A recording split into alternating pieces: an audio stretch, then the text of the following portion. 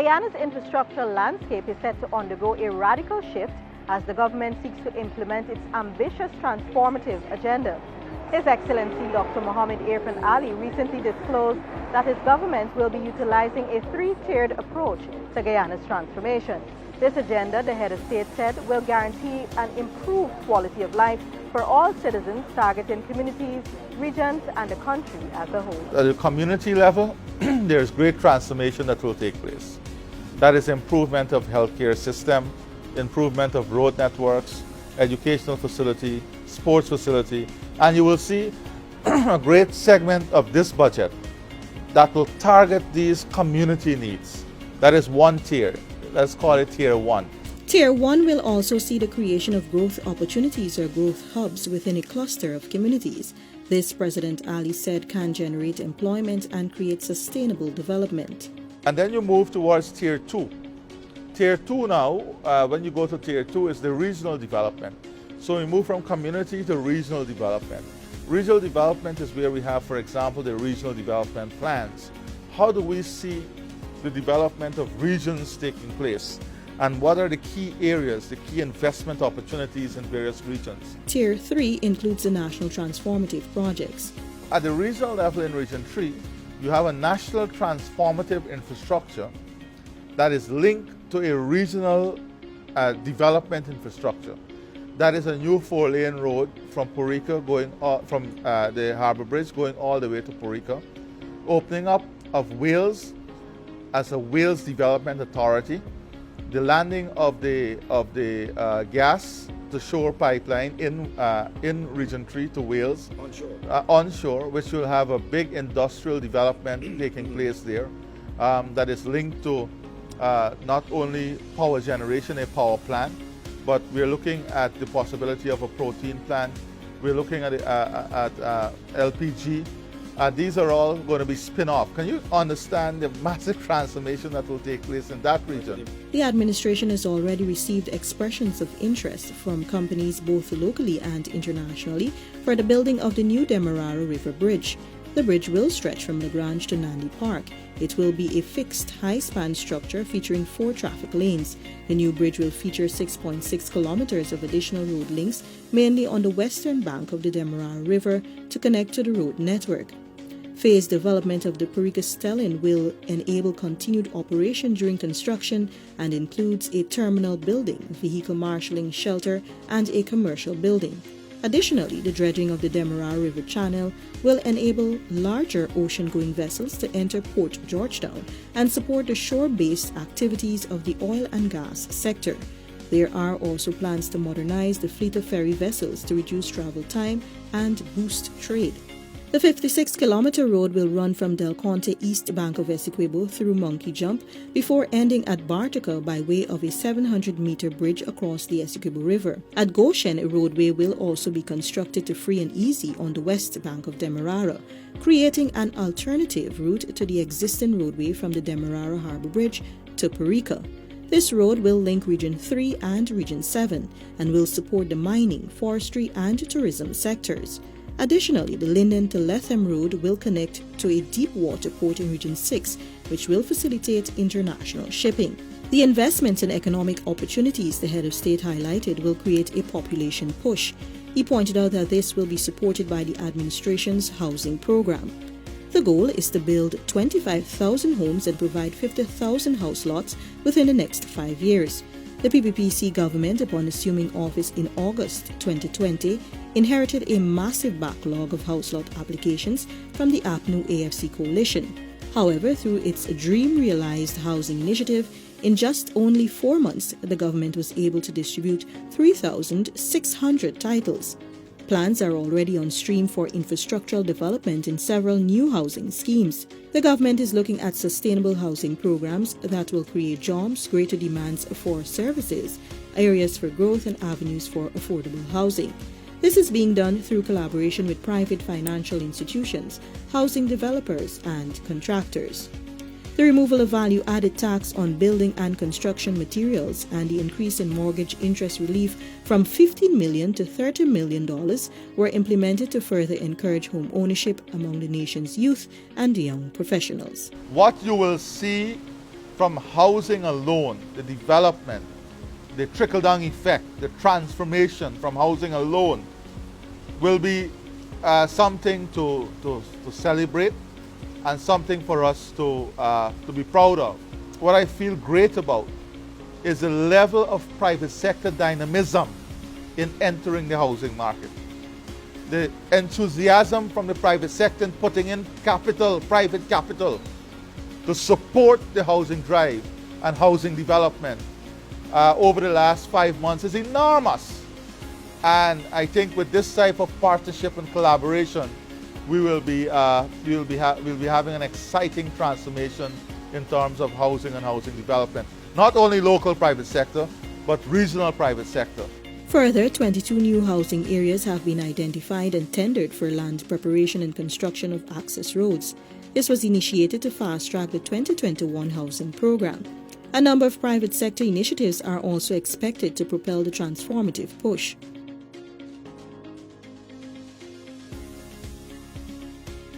The government is determined to ensure that Guyanese from across all socio-economic backgrounds gain access to potable water, which is in keeping with the United Nations Sustainable Development Goal 6, to ensure availability and sustainable management of water and sanitation for all.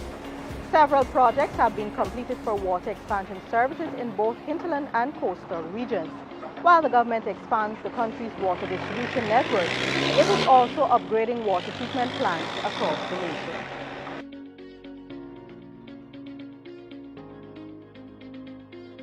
A National Information Technology Master Plan has been discussed, where the administration will not only focus on e-governance but e-services as well. This initiative will see the swift move to a paperless environment and the creation of a national platform where citizens will benefit from efficient and transparent government services. The PPPC administration will also be restarting the One Laptop per Family initiative, which will support its goal for the ICT sector and bring Guyanese on par with international standards. A national energy plan is also in the making and includes the use of solar energy. President Ali said solar energy will be tied into the grid in the Essequibo Islands of Leguan and Wakeana. We have a national energy plan that is looking at reducing the cost of energy by almost 50 to 60%, making Guyana now a competitive area for manufacturing within the region, for packaging and processing, and integrating the opportunities in all these islands and communities with that national energy plan. The liberalization of the telecommunications sector will also create job opportunities for thousands of Guyanese. How do we aid household income? Increasing household income. And that is new income I'm talking about. So you have a lot of women and men who are not employed, a lot of women who are homemakers. They now can have an opportunity to work in call centers. That is what liberalization would help us to do. Increase our competitiveness in terms of the cost of bandwidth, which will bring more call center business here. We have already started in Tushin, where we have one of the major companies agreeing to set up there that will create about 120 jobs. The head of state is assuring all Guyanese that opportunities will be created in every region and in every sector. A national aquaculture master plan will soon take shape and will have its root in Region 5. Further, the agriculture sector will be diversified and, importantly, the sugar industry will see transformative changes. Minister of Agriculture, the Honorable Zulfikar Mustafa, highlighted some of the administration's plans for the sector. We cannot continue to produce raw brown sugar and expect Guyanese people to survive. Now is the time we have to go into other forms of production. We have to go in other value-added production. For example, in the Caribbean, we can tap into the Caribbean market where there are need for over 200 tons of refined sugar. We plan to do that. We plan to diversify. We plan to ensure that we go to value-added product, and we also plan to develop our other industries around the sugar industry. In the education sector, Minister the Honorable Priya Manikchand said plans to secure 20,000 online scholarships are moving apace, even as the government works to ensure that more education opportunities are made available locally. Speaking at an event back in December 2020, the minister disclosed that the Commonwealth of Learning and Coursera have collaborated to offer more free online courses for Guyanese in specialty areas. This ties in very neatly with the PPPC's manifesto promise that we were going to provide online learning opportunities, at least in the number of 20,000. Just as a quick update, so if we were to actually count this, we've already had 32,000 certificates in an online learning environment for 8,000 persons for free. So there was no cost attached to the persons who benefited from this. That manifesto promise is being taken seriously, and I'm happy to report, and will report in a little bit more detail, that we are working with several universities, including the Indira Gandhi University, the University of the West Indies, the University of Guyana, to see how we can build out a program that will offer the 20,000 online, at least 20,000 online opportunities that we spoke about. In the health sector, the PPPC government has already started expanding primary healthcare services and upgrading health facilities across the country, including the expansion of diagnostic services. President Ali also spoke of the plan to modernize this sector, bringing the local health institutions in line with internationally accredited standards. The administration also intends to expand the range of medical personnel, including doctors, postgraduate specialists, nurses, pharmacists, medical technologists, and technicians and other support staff. Meanwhile, the tourism sector is experiencing heightened focus with expressions of interest already submitted to government by renowned hotels like the Hyatt Hotels Corporation, the Radisson Hotels, and the Hilton Hotels and Resorts, among many others, to start operations in Guyana. On November 23, 2020, a memorandum of understanding was signed for the construction of a US $90 million Hilton Hotel at Houston Macdoom, East Bank, Demerara. Minister the Honorable Onij Walron, Chief Executive Officer of Go Invest, Dr. Peter Ramsarup, and Chairman and CEO of Total Tech, Mr. Lars Mangal, signed the agreement. More than 25 Guyanese contractors and suppliers are expected to be involved in the execution of the work, which will bring significant spin-off benefits to hundreds of Guyanese. The 289-room hotel will include the 161-room Hilton Garden Inn and 128 suites. It will feature a variety of on-site dining options, conference facilities, a pool, and 24-hour fitness facility, while bringing the best of modern, smart, Scandinavian, minimalistic concepts to Guyana. New hotels that are coming in stream. Within this 5 years, conservatively, we should have at least 5 hotels up and running. So that's another area of transformative, in a transformative agenda that is pushed by the private sector. Heavy private sector investment with good support from government. We are also supporting private healthcare and private education to make it globally competitive so that we can become we can have foreign currency earning from these services, creating a hub for health and educational services. And we are seeing a lot of appetite already from the local private sector in building these specialty facilities. Meanwhile, Senior Minister within the Office of the President with responsibility for finance, the Honorable Dr. Ashni Singh, noted that a large number of EOIs from local and international investors to develop hotels here will lay the foundation for a dynamic hospitality industry. Which of course is consistent with the heightened international interest in Guyana as an oil and gas producer, but is important also to leverage our natural endowment of remarkable ecotourism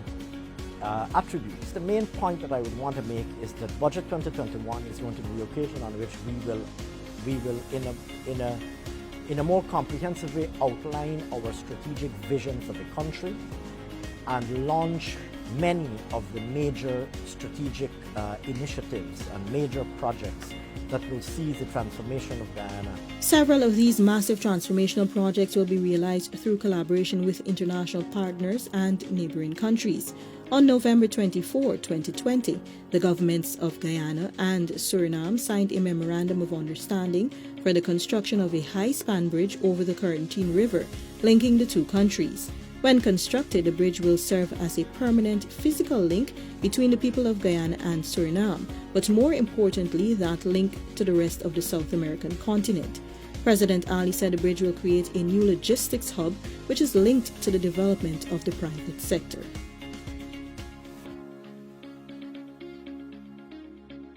The administration has recognized the enormous benefits that this can bring in the area of tourism, transportation and trade. The two countries have expanded discussions and have agreed to promote each other's business and tourism opportunities. The expectation is that the proposed road alignment will create the possibilities for a free trade zone, enhanced land value, reduced cost of doing business, and greater ease of doing business.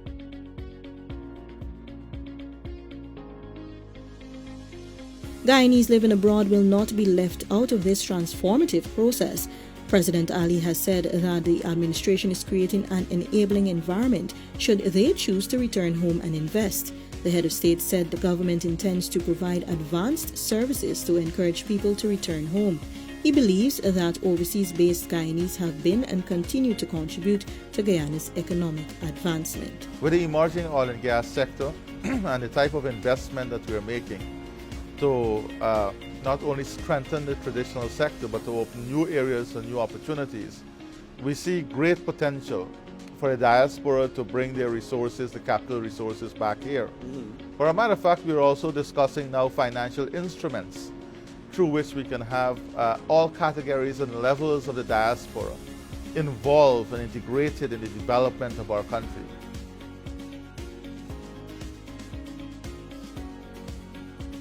The government is committed to not only creating the policy environment that is conducive for this rapid development, but also the supportive infrastructure such as roads and bridges.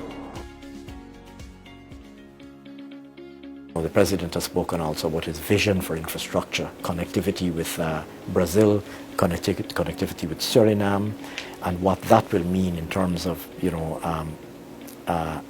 regional hemispheric integration, but also catalyzing economic activity. If Brazilian companies can literally drive to the Guyana coast and use the deep water harbor in Guyana, if Surinamese companies can do likewise, it potentially dramatically increases the economic space and the market opportunities for domestic companies. One of government's main objectives is to link the hinterland with the coastland via a robust road network. The Linden to Lethem Road, which is 454 kilometers of unpaved gravel road, will be transformed to an all-weather surface and include a reconstruction of all the bridges to international standards. This will create massive opportunities to move container cargo from the landlocked northern states of Brazil. It will also see the opening of thousands of acres of undeveloped land for massive agro-processing and non-traditional crops such as soya and corn. Overland links to eco-ranches and pristine rainforests to propel the tourism industry will also be created. The possibility of a railway parallel to the corridor is also being explored.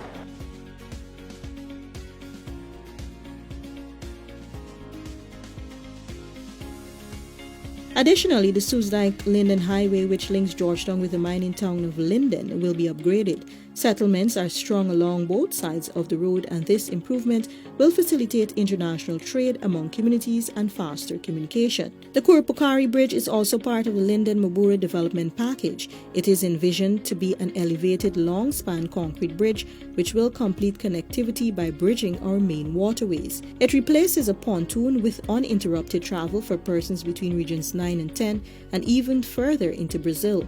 The bridge is a key element along the corridor to support the movement of cargo from Brazil to the intended deep-water port in Region 6. Meanwhile, the Amaila Road will be resuscitated to facilitate the 165-megawatt hydropower plant. The East Coast Demerara Railway Embankment Road is another thoroughfare set for major upgrades spanning 18.5 kilometers from Sheriff Street to Enmore. The roadway will serve as an alternative route to the east coast of Demerara.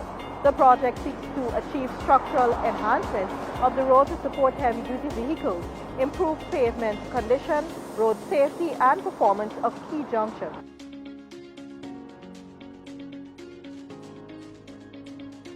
On the main road, that highway is to be further extended from Belfield to Rosignol, West Berbice. The upgrade of the Lethem Airdrome to a regional airport is also on the cards. This project has been initiated to take advantage of the demand for international travel and trade with Brazil, Suriname, and the Caribbean. It also seeks to boost business and ecotourism in the Rupununi. Added to this, government will also be upgrading the 120 airstrips across the country, which will enable ease of travel, greater access to services, and support the tourism, trade, and health sectors.